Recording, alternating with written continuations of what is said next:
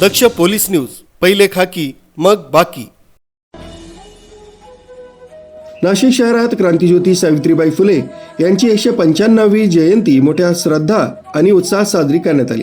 यावेळी ज्येष्ठ नेते आणि माजी मंत्री छगनराव भुजबळ यांनी मुंबई नाका संकुलातील सावित्रीबाई फुले यांच्या पुतळ्याला पुष्पहार अर्पण करून अभिवादन केलं।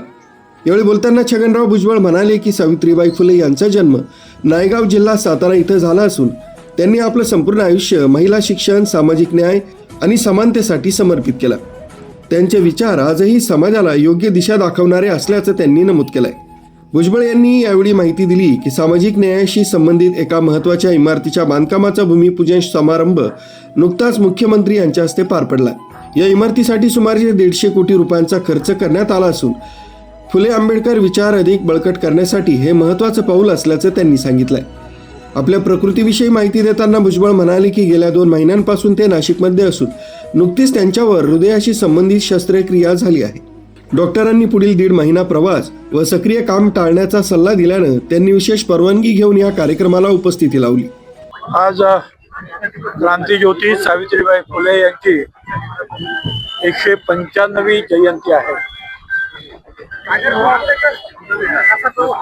त्या निमित्तानं त्यांना आदरांजली अर्पण करण्यासाठी मी आज इथं नाशिकमध्ये आलो। आज बरोबर 2 महिन्यापूर्वी माझी ज्या हृदय शस्त्रक्रिया झाली, अजूनही डॉक्टरांनी जी आहे परवानगी दिली नाही, पण आज मी त्यांना विनंती करून अगोदर नायगावला, तिथे सावित्रीबाई फुले यांचा जन्म झाला, तिथे आज मुख्यमंत्री आणि अनेक मंत्री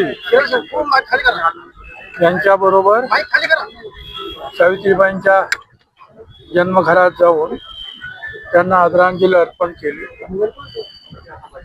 मुख्यमंत्र्यांनी सुद्धा 150 कोटी रुपयाचे कार्यक्रम वेगवेगळ्या स्मारकाच्या निमित्तानं भूमिपूजन केलं आणि सातारा नायगाव इथून मी आता नाशिकला आलो। नाशिकवरून आता पुन्हा मुंबईला जातो। सगळ्यांना धन्यवाद। निवडणूक प्रचाराबाबत विचारलेल्या प्रश्नांवर भुजबळ यांनी स्पष्ट केलं की डॉक्टरांची परवानगी नसल्यामुळे सध्या ते निवडणूक प्रचारातून तात्पुरती विश्रांती घेत आहेत। यावेळी त्यांनी सर्व कार्यकर्ते, हितचिंतक आणि नागरिकांचे शुभेच्छांसाठी आभार मानले। क्रांतिज्योती सावित्रीबाई फुले यांची विचारसरणी आजही तितकीच प्रासंगिक आहे। अत्यंत प्रतिकूल परिस्थितीत त्यांनी महिला शिक्षण, समानता आणि सामाजिक न्यायासाठी दिलेला लढा प्रेरणादायी आहे। शासन महिला सक्षमीकरणासाठी विविध उपाययोजना राबवत असून सावित्रीबाई फुले यांच्या विचारांना प्रोत्साहन देणं ही काळाची गरज आहे। या कार्यक्रमात छगनराव भुजबळ यांची उपस्थिती विशेष लक्षवेधी ठरली। प्रकृती अस्वस्थ असतानाही त्यांनी उपस्थित राहून सामाजिक बांधिलकी जपली आहे, अशी भावना उपस्थितांनी व्यक्त केली। कार्यक्रमाला मोठ्या संख्येने नागरिक, महिला, सामाजिक कार्यकर्ते आणि अधिकारी उपस्थित होते। सर्वांनी सावित्रीबाई फुले यांचे विचार आत्मसात करून शिक्षण तसंच समानतेसाठी काम करण्याची प्रतिज्ञा केली।